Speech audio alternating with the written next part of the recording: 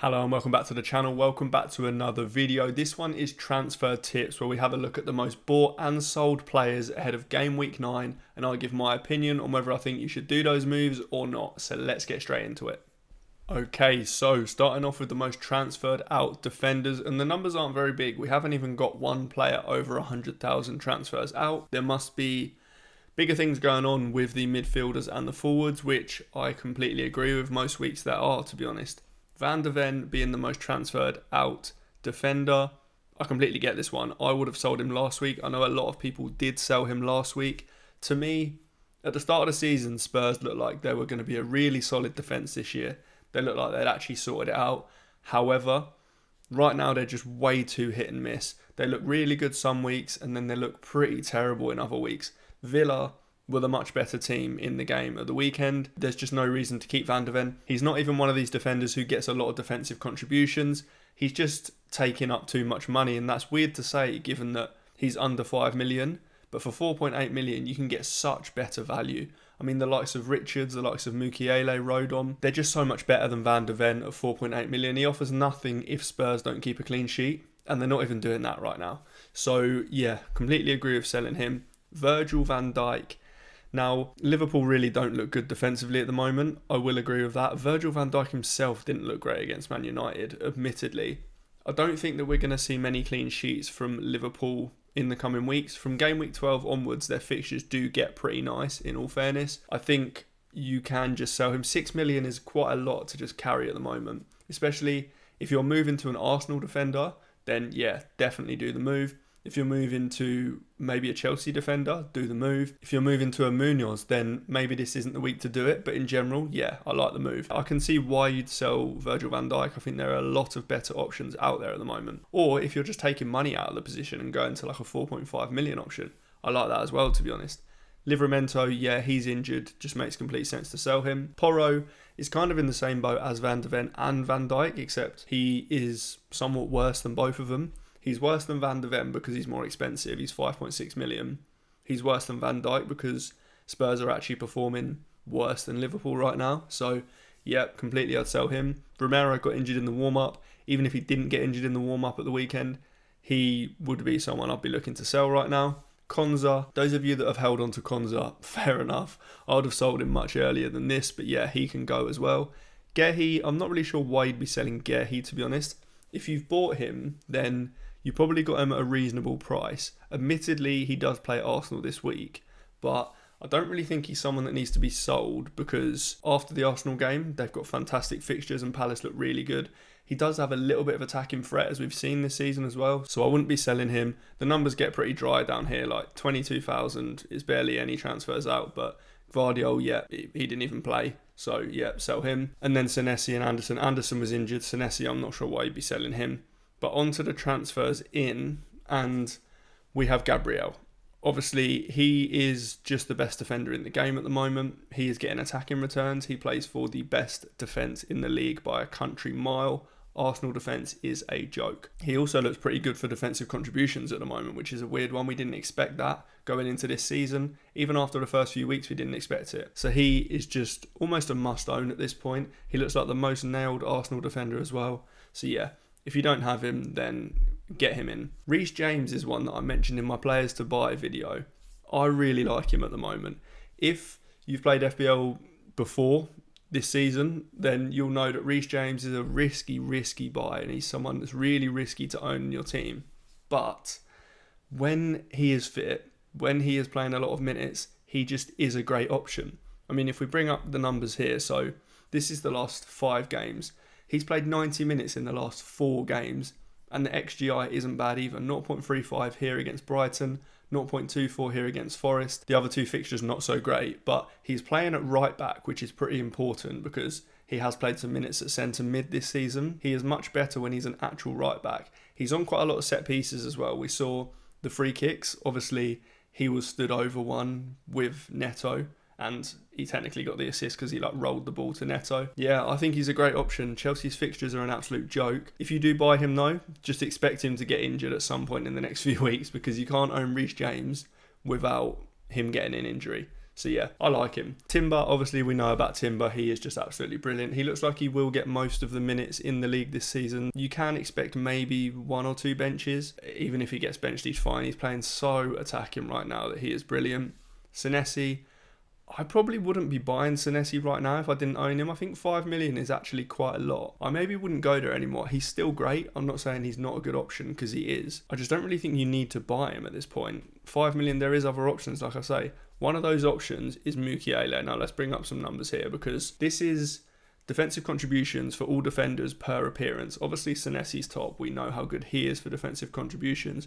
Mukiele of Sunderland is in second. A lot of people were worried that if he got shifted out to right back that his defensive contribution numbers would suffer. They didn't. He still hit the defensive contribution threshold from fullback at the weekend. For 4 million, he is just a joke. There's not much to not like about him anymore. Senesi's obviously top here. If we go back to the transfers in, it's Munoz up next. Yeah, I mean, Munoz is absolutely fantastic. Got 2 assists at the weekend. However, this probably isn't the week to buy him given that they play Arsenal. I would wait till game week 10 to get him. Same as Gehi. Cucurella's one that I really like. I think I do prefer Reece James because of his price and because he's on set pieces, but the Chelsea fixtures are great. Dan Burn, he looks like the most nailed Newcastle defender. So again, yeah, really, really good option. And Calafiori, again, I'd probably buy Timber over him, but Calafiori in his own right is also a fantastic option. Midfielders now, and it's no surprise that Mo Salah has been transferred out already by 250,000 FPL managers. And I think if you've got him, it is actually a bit of a difficult one this week. Now, don't get me wrong, he has been absolutely awful. We can get some numbers up here. These are the last 4 games. His XGI numbers are pretty horrific. He's got 1 assist in the last 4 games. He hasn't hit over 0.57 XGI. He hasn't hit over 0.49 XG. It's really, really bad. He doesn't look great on the eye test either. I mean, he has a few chances every game, but it really, really isn't good viewing. I would want him out of my team. However, the player you're going to go to, realistically, is probably Bukayo Saka. And if you're selling Salah to Saka, I'm not sure that this is the week to do it. Liverpool play Brentford in game week 9. Brentford are pretty bad defensively, and Arsenal play Crystal Palace. Not the easiest fixture. I do expect Arsenal to score and Arsenal to win, but nevertheless, it's not the easiest fixture. So whilst I do like the move, you could hold off for 1 more week.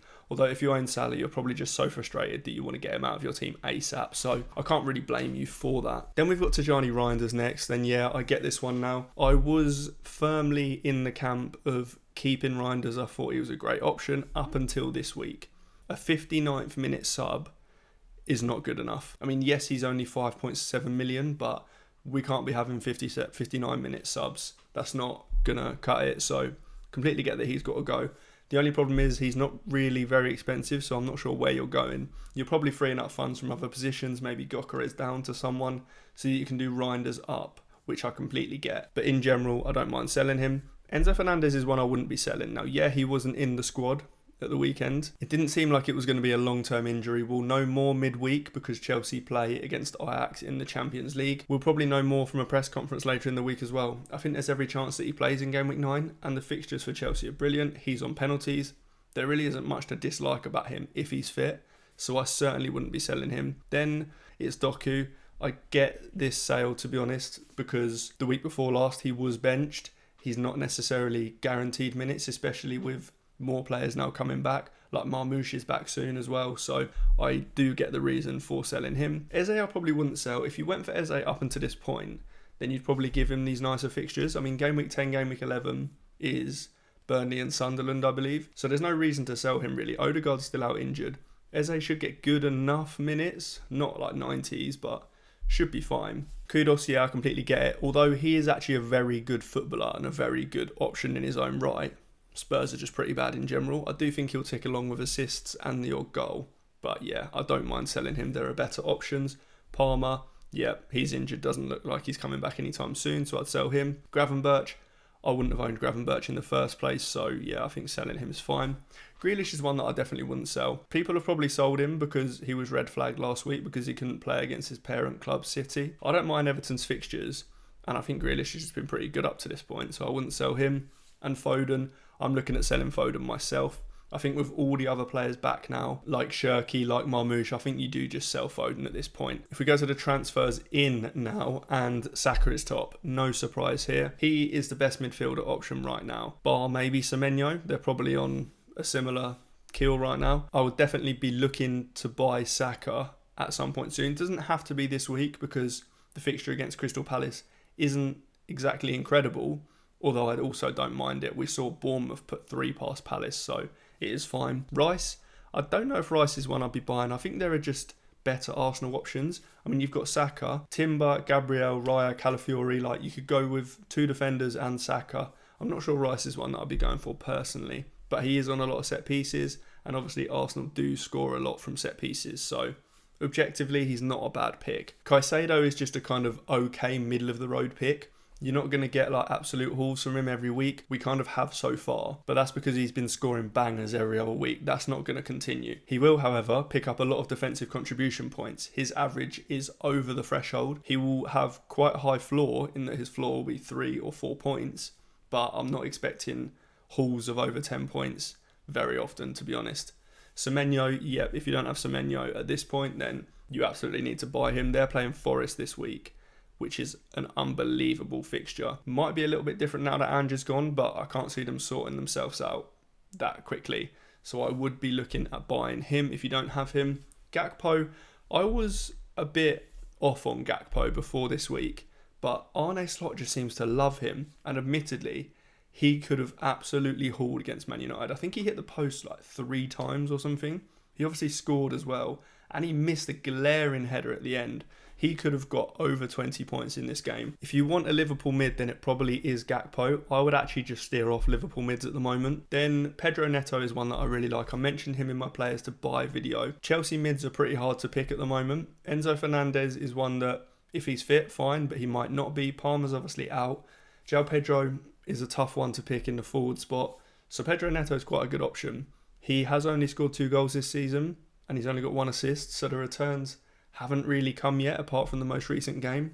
However, the fixtures are just so good. And Burmo's also one I actually really like. Now, he obviously scored at the weekend, but he's been good all season. If we bring up some numbers here, this is just total shots this season. Obviously, Haaland's top, Mateta's second. Then it's Gakpo, then it's Mbeumo. And Mbeumo is up there. He has been really, really good this season. The fixtures aren't too bad either for Man United. So again, he's someone that I wouldn't mind bringing in at all. Then we've got Kudos in the transferred in as well. Not sure on that one. I probably wouldn't be buying him right now. And then we got the 2 Everton boys, Grealish and Ndiaye. I'd be going Ndiaye over Grealish. 1, he's cheaper. 2, he's on penalties. And he looked incredible against Man City at the weekend. If he had a striker that could finish, then he would have hauled. He put so many chances on a plate for Beto, and Beto just fluffed it every time. So if he had a better striker, he'd have a lot more points right now. And then if we're moving on to the forwards, transfers out, it's not really a surprise who the top 2 are. João Pedro is top with nearly 250,000 transfers out. And I completely get it. He's been pretty rubbish over the last few weeks. However, he looked much better in the second half against Nottingham Forest when Chelsea actually put a striker on the pitch. They put Marc Guéhi on. That meant João Pedro wasn't the number 9. He was more of a number 10, where he is so much better. And Chelsea in general looked so much better when they did this. Yes, he's been awful, and whilst I'd want to get him out of my team, and I somewhat do, the fixtures really are there for him. So I don't mind holding him.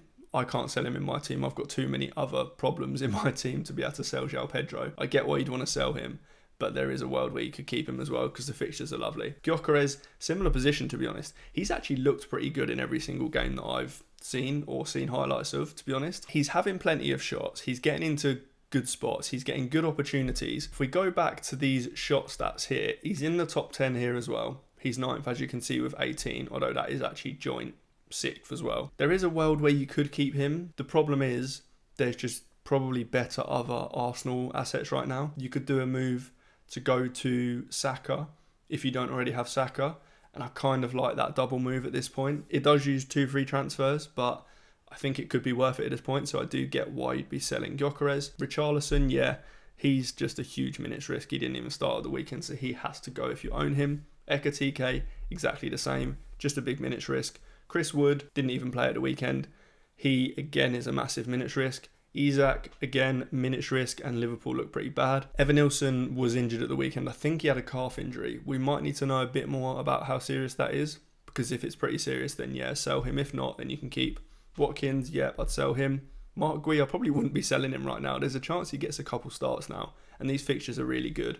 And then Isidore, yeah, you might as well just sell him as well, although he doesn't really cost much, so you could also keep him. Then we look at the transfers in, and Voltemada is top by some distance, 340,000 transfers in. Whilst he's pretty good, no, he's better than pretty good, he is actually a very, very good striker. I don't love the Newcastle attack. We've seen one game against Nottingham Forest, and Nottingham Forest defensively were horrific in that game. But that's the only game we've seen where Newcastle have looked really good going forward. So whilst I like him as a pick, I'm not sure that we need to rush to get him. Don't get me wrong, if you're selling a João Pedro, if you're selling a Gyökeres, then maybe he is the one to go for this week because Mateta plays Arsenal away. I don't think we need to rush into him. Moving on to Mateta, let's look at some numbers from Mateta because this was just a joke at the weekend. 3 goals, XG of 3.67. That, by the way, and I've mentioned this in a few videos now, is the highest XG recorded by a single player in a game since they started recording XG. It's a joke. He also missed 3 big chances in this game. So he is one that we definitely want in our teams, but we probably don't need to buy him this week because it's Arsenal away. The fixture doesn't get much worse than that. Just have a plan to get him from game week 10 onwards, I would say. It's Haaland in third, 187,000 transfers in. I'm just more surprised that there's 187,000 people that didn't already own him. So yeah, if you don't have him, you need to get him in your team. Welbeck, he's looking like a good option now at 6.3 million.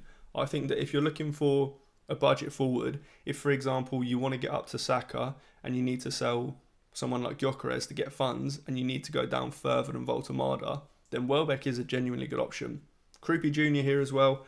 If Evan Nilsson is out for a while, then at 4.5 million, he's a great option. João Pedro, people are bringing João Pedro in, which is an interesting one. I don't think I'd be buying him right now. Even though the fixtures are really good, I probably wouldn't be buying him. Then it's Bowen. We'll have to see how Bowen gets on tonight. I'm recording this before the West Ham-Brentford game. But yeah, Bowen is just a pretty solid option because they've got nice fixtures. Ekatike, Sesko, Thiago, the numbers are so small for them, I probably wouldn't be buying any of them, although I don't hate Thiago as an option. But that is all for this one. If you did like the video, make sure you hit like, make sure you subscribe. 80% of you who watch the videos aren't subscribed, and it helps me so much, so please hit the subscribe button. But that is all. I will see you in the next one.